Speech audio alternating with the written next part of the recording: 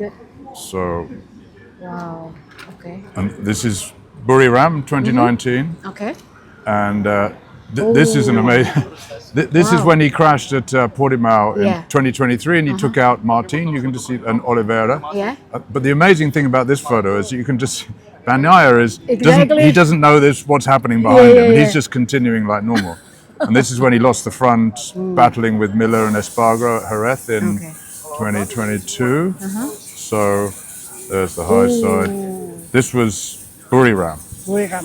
Yeah. Do you have the ones in the warm up in Indonesian GP? Not the crash. No? This Not is the crash? aftermath. This has never been seen. This has never been seen before this photo, So this because is- this was taken inside the Honda garage. Oh wow. Okay. So here's Takeo Yokoyama, who's the HRC technical director, and here's Alberto Puig. Okay. And this is his physio here, Garcia, who is the guy that helped him all the way through. This thing. Why doesn't this thing? There's dirt track. This is Jose Garcia. So I talked to him a lot for the book because he was with Mark nearly all the way through the night During his the rehabilitation rehab. stuff. Yeah. So Okay. and then with, this is a great photo. It's with him Yeah. when they and this is What is that? is Marquez's brake guard. Oh my. Okay. That got caught on the Ducati swinging arm, right? If that hadn't broken, he would have crashed. Okay. So where are we? This bloody thing. These are unbelievably And great look pictures. Yeah. look at those scars, man. And this is obviously Yeah. this year, and this is with his girlfriend. Oh, yeah, nice. yeah, Okay. Yeah.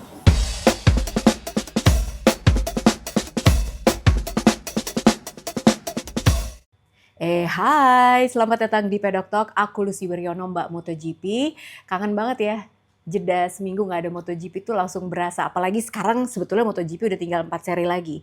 Dan di weekend ini tanggal 17 sampai 19 Oktober 2025 kita akan nonton race di Phillip Island. Jadi Phillip Island, Sepang, Portimao, sama Valencia. Udah tinggal itu aja di musim 2025 untuk race MotoGP. Untuk di Phillip Island jadwalnya silahkan dicatat dulu. Jadi Phillip Island ini tanggal 17 sampai 19 Oktober ya. Jadi sprintnya tanggal 18 Oktober 2025 jam 11 siang waktu Indonesia Barat. Sementara untuk race-nya hari Minggu jam 10 waktu Indonesia Barat. Silakan dicatat. Nah, hari ini di Pedok Talk aku akan memberikan interview yang aku lakukan di Mandalika kemarin sama Matt Oxley. Jadi Matt ini adalah jurnalis yang udah senior banget dan dia menulis buku tentang Marc Marquez. Bukan karena dia fansnya Marc Marquez, tapi menurut Matt ada hal yang sangat penting kenapa dia merasa perlu menulis buku tentang Marc Marquez. Jadi ada banyak hal yang akan kalian temukan dalam interview yang akan kalian nonton beberapa saat lagi. Jadi gue aja pas denger tuh kayak apa ya, oh ternyata kayak gitu ya. Banyak hal yang kita belum tahu tentang Marc Marquez, tentang gimana ternyata dulu dia tuh pernah dibully, terus gimana reaksinya dia tentang kejadian setelah 2015, abis race di Sepang itu reaksinya dia seperti apa. Terus apa yang dilihat sama seorang jurnalis ketika melakukan liputan ke rumahnya Marc Marquez di Cervera waktu itu. Sampai oh ternyata ini tuh reaksinya dia terhadap Valentino Rossi, ya kan? Terus udah gitu gimana ceritanya Marc Marquez ini untuk bisa bangkit lagi dari keterpurukannya setelah mengalami crash di Jerez tahun 2020. Jadi banyak banget informasi dan juga apa ya, fakta yang kita bahkan nggak tahu. Bahkan Matt Oxley aja yang nulis bukunya, dia juga gue nggak tahu loh ternyata Marc Marquez tuh orangnya seperti ini. Dan ini reaksi orang-orang yang bekerja sama dengan Marc Marquez, yang dekat dengan Marc Marquez juga. Jadi menurut gue ini interview yang bagus banget buat kalian tonton. Tenang, memang dalam bahasa Inggris tapi udah gue bikinin terjemahannya juga, ada subtitle bahasa Indonesianya. Jadi silakan nonton, mudah-mudahan kalian juga mendapatkan sesuatu yang bermanfaat dari interview ini. Mudah-mudahan kalian senang sama interviewnya juga. Dan kalau suka dan kalian pengen menyebarkan ke banyak orang juga tentang interview ini, silakan di like, subscribe, komen, dan juga di share interview ini ke teman-teman yang lain. Oke, selamat nonton. Jangan lupa weekend ini kita akan nonton Australian GP 17-19 Oktober 2025. Selamat nonton. Hai, selamat datang di Pedok Talk. Hari ini aku punya seseorang yang sangat spesial. Aku sering banget share sama kalian tentang Matt Oxley, old racer, old journalist, what else? I'm also old actually. No, So you're the winner no, you're of not. Yeah. Ironman TT, the legendary. Long time ago. A long time ago. Yeah. So we're here to talk about the Marc Marquez book. Jadi Matt Oxley ini dia menulis buku tentang Marc Marquez. So when is it going to be released? So I finished the book. The idea was to finish the book as soon as he won the championship. So we're here in Mandalika, and he won the championship in Motegi. So the book is finished, and now it has to be printed. Okay. So it's a hardback book, high quality. So it takes 1 month. 1 month. Okay. And then as soon as the 1 month, we start sending out. I mean, I've already sold half the print run already. Okay. Yeah. Okay. So the first question is, why Marc Marquez? Of all the riders that are legendary, so why Marc Marquez? Well, I've written 3 biographies, MotoGP biographies. The first was Mick Doohan, Yeah. who won 5 MotoGP World Championships in the 1990s. So I wrote a book about him. The next biography I wrote about was Valentino Rossi. Yeah. True. I wrote that in 2001 when he won his first MotoGP title, and we updated it many times because he won many more titles. And then when Marquez was kind of arrived and won 1 title, 2 titles, 3 titles, 4 titles, 5 titles, I thought, maybe I should write a book about him as well. But I kind of, if you're a journalist or a writer, you're after a good story, right? True. And the Marquez story, when he went like this, was already a great story. But what made me realize that I had to write a book was because he went like this, and then down like this, and then back up. It's a great story. This has never been done before. Yeah. Not like that. I mean, Mick Doohan recovered from a bad injury, but this has taken Mark 6 years to come back, to get back to where he was, which has never been done before. So it then becomes a remarkable story, and not only a racing story, but also a human story, because he, what he's been through in those 3, 4, 5 years of really bad injury, many operations, cannot race. These guys live to race. They're like addicts. They cannot. They cannot stop. They cannot stop. They cannot stop.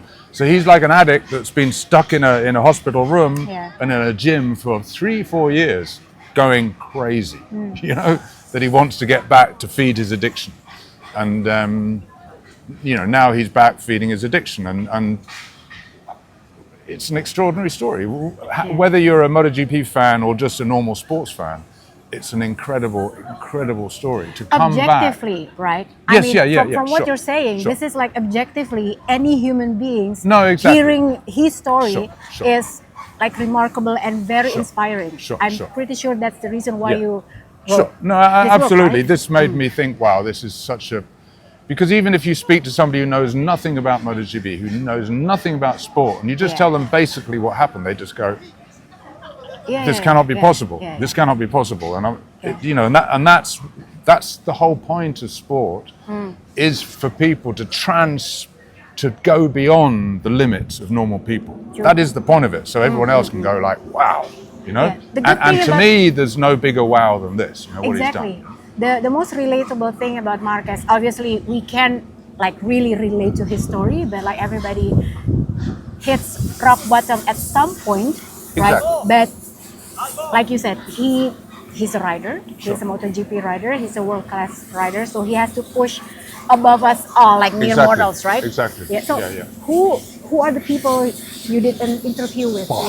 I interviewed so many people because, there's only one way to find out about someone is to speak to them, which I've obviously done many times over the last 10, 15 years, but also speak to the people that are very close with him. So I've spoken to mechanics, crew chiefs, suspension technicians, tire technicians, team managers, medical professionals that have all worked with him.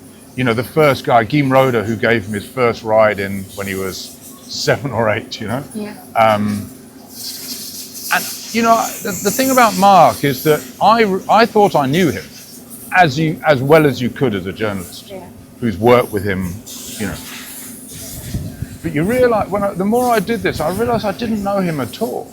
because he's never been someone that really talks about himself, you know? Yes, true. He's very much his own. He doesn't really, you know, one of the reasons he's good at what he does is he completely focuses on what he does.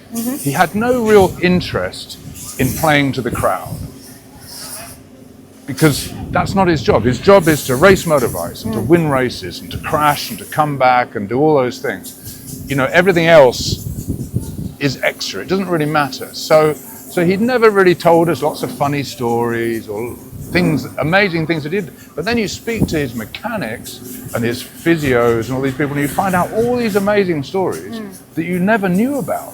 And you realize, I guess he always came across as a bit of a machine before, you know, and a bit cold. Yeah. But then again, you speak to the people who spend time with him, they say, no, he's not like that at all. You know, he's a sweet guy, he's really friendly. He you know, some riders, they come into the box and they like, And that's it. they don't really say hello to anybody. They sit down, they do their job and they go home. Yeah. Other explains so much riders that- like Mark, and yeah. he's not the only one, Rossi was like that, he becomes quite good friends with all the people around him. Yeah. Because, you know, if you go into work today, you want to be friends with the people you're working Yeah, with. It's sure. going to make it easier for everyone. Yeah. And especially if you're a rider, it's going to make, I mean, I'm not saying he's doing it from a cynical point of view, but you know, by being friends with everybody, they're going to be friends with you and they're going to try harder. Yeah. But, you know, a lot of fans don't like him for whatever reasons. We know why. But a lot of fans don't like him because of things people have said about him. But again, only way you find out what somebody is really like is by the people who spend time. You know, if you really want to find like what a man is like, the best person to speak to is probably his wife, right? You know, because they're the only people that have been with him through when he's happy, Everything, when he's yeah. happy, when he's sad, when he's angry, all these things. And all of them just say he's just remarkable. You know, What is the most- you never see him coming into the garage angry. You know, he's had some huge crash because the bike was rubbish, and he comes in, he just sits down there and just starts, you know what I mean? Other guys come in and kind of go, you know. So he just keeps this very level emotional, stable emotional thing. And that's not only because that's the way he is, you also understand that's a better way to be with your crew. 'Cause if you come in shouting and all the crew are like, It won't do any good, right? Yeah. you know, they're like Yeah. afraid. They're like, what's going on? He just comes in and says, okay, this was wrong, that was wrong, this is right, you know. So I mean, I've really enjoyed researching it and writing it because I have actually learnt lots, you know. So what is the one thing, if you can name one thing that is shocking about Marc Marquez that you didn't know before, what is it? One thing that there was quite we a few. all should know. There's quite a few. And from when he was very young, he was tiny. You know, when he came to Grand Prix, he was 15. But he was the size of an 11 or a 12-year-old. You know, he was tiny. 10-year-old even, tiny. And there's a couple of things from that period that people don't know about.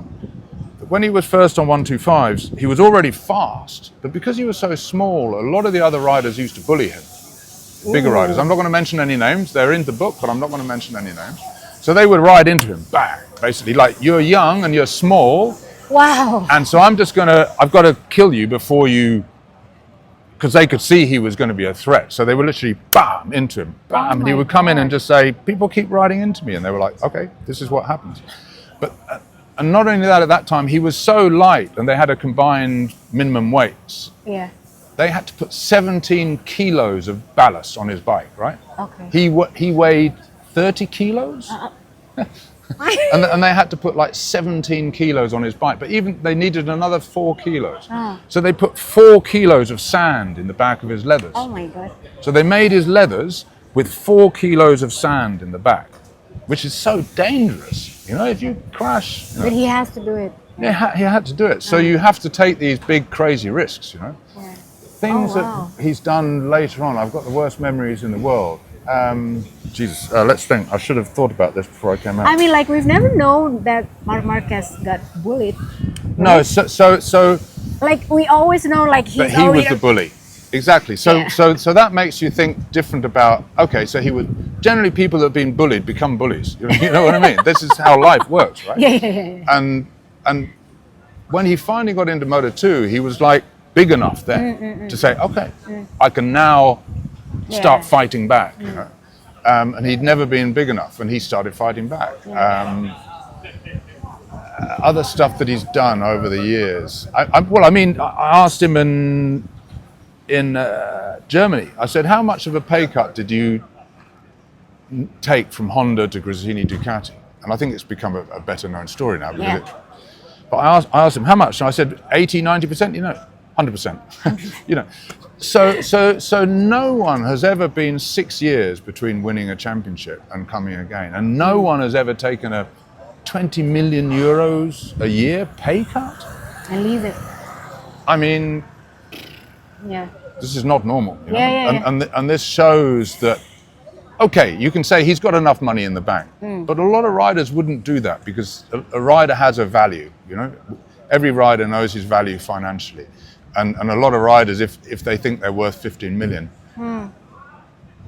whatever bike they get, they're not going to ride for nothing. They're like, no, I'm not going to do that. I'm worth 15 million. So, I mean, there are lots of things. I'm just trying to think in the book about...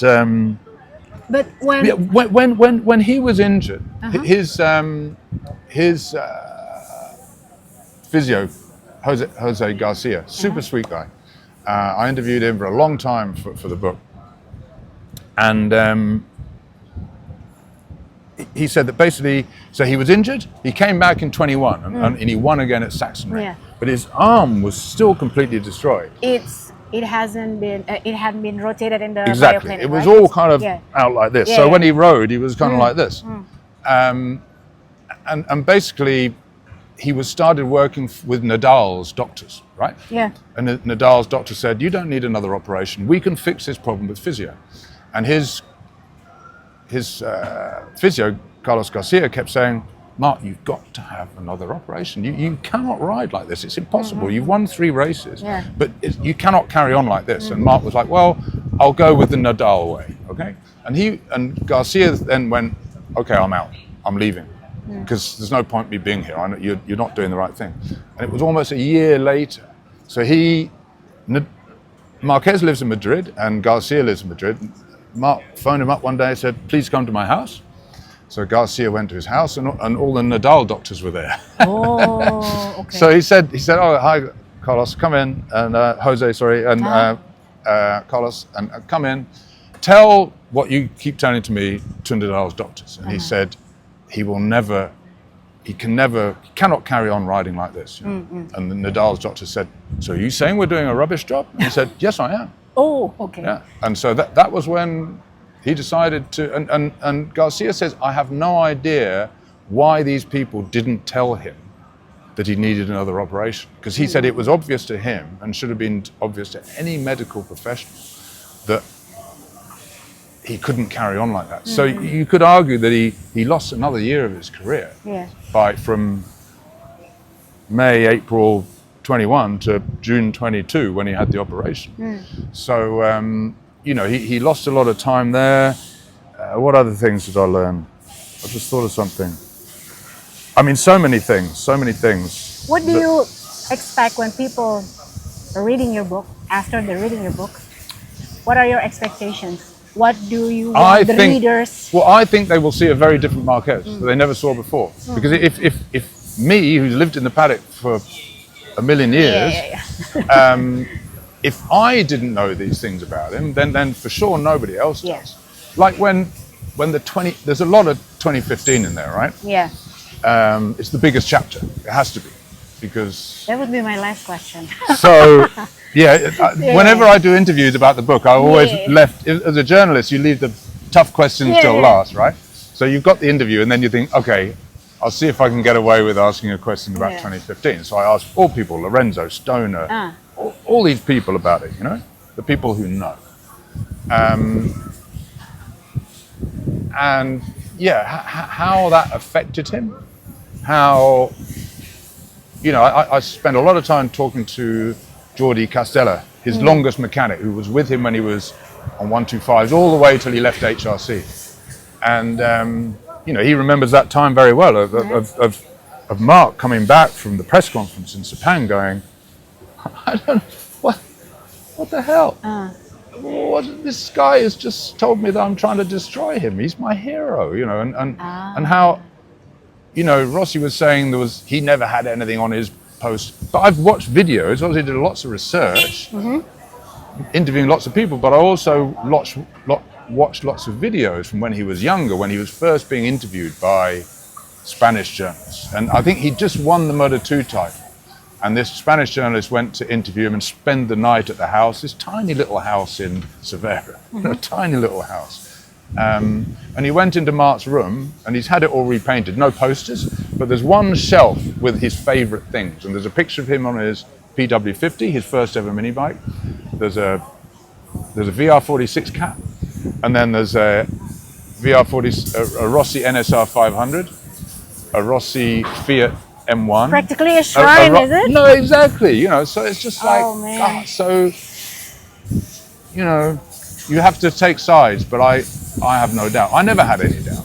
Okay, so the last question is, I'm not going to ask about 2015 because you have to read Matt's book, obviously. So where can we get it, actually? Okay, so I'm completely a one-man band. Okay, Right? This yeah. is the way I like to work. Like me! I like to work because I don't. Yeah.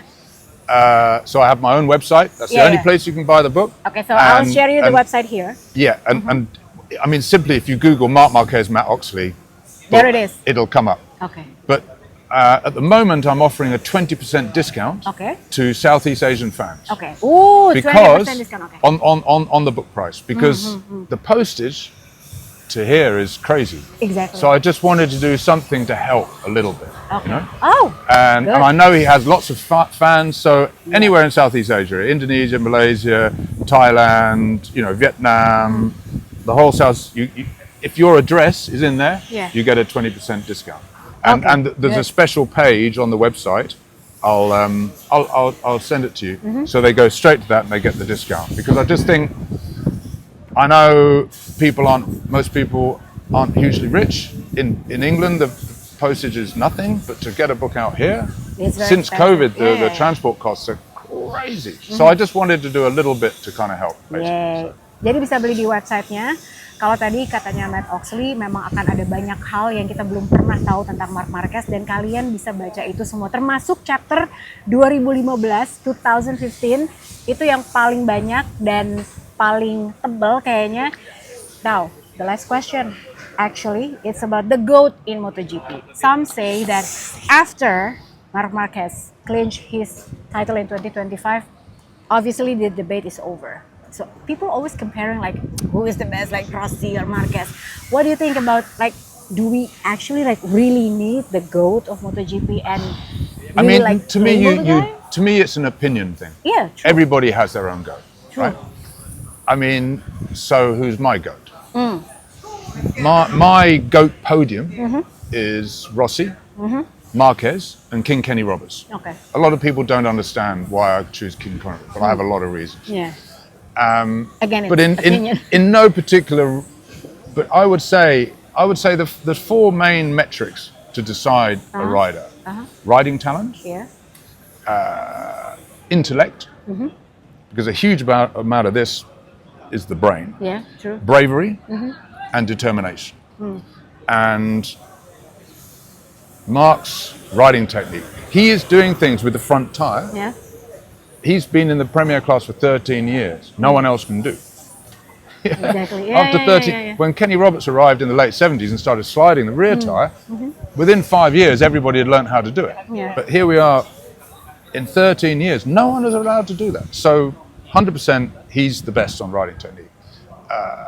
Intellect, I mean, the things he's done in the book, the things he's done, like the grid at Kota in Brno in 2017 when it was raining and he was second and he decided to pit for slicks and he slowed down just a little bit. So all the other riders were overtaking him, and as soon as all the good guys had gone past, he went into the pits. Yeah. And he won it by 19 seconds. So any other rider would have gone into the pits and all the good guys would have followed him, you know. So it's all these little things. So that's it. Bravery, well, you know, nobody crashes as much as Mark. And the reason he crashes in practice so much is the fastest way to find the limit is to go past it. And then once you've passed the limit, you can go back to the garage. Okay, your bike's broken, but that doesn't matter. And say to your engineers, this is where the limit is. We need to do this. make the limit faster, higher. That's why he crashes, Yeah. not because he's stupid. The last one is determination. Well, I mean, there's no So there's your answer. there's no argument on that. So to me, he's my go. Yeah, Oh. I think so. And what I would finally like to add, I did not write this book as a Mark fan. Exactly. I wrote this book as a journalist, Yeah. and I spoke to people who hated him as much as I spoke to people who love him, and tried to get the balance. balance and Yeah. get the objectivity. Yeah. Because there's no point otherwise. Yeah. No point otherwise. You're not a journalist if you're not, So yeah, Exactly. I mean, when you write a book, it's quite difficult because you're so intimate with the book, you kind of lose all subjectivity. But I hope people love it. I hope Okay. people love it. Thank you so much, Thank you, Matt Lucy. Oxley. Thank you. Jadi jangan lupa kalau Thank misalnya you. kalian mau beli bukunya, terutama buat kalian yang fansnya Mark Marquez. Tapi kalau aku, I would challenge you if you don't like Mark Marquez, then read his book. Okay, let's see if you can have another point of view Exactly. about Mark Marquez. Jangan lupa kalau mau beli bukunya, aku akan share linknya. Ada diskon juga dari Matt Oxley buat kita yang ordernya dari Southeast Asia. Jadi pastikan kalian beli bukunya karena ini pasti akan jadi masterpiece juga. Jadi kita akan ketemu lagi di Pedok Talk selanjutnya. Oke, bye.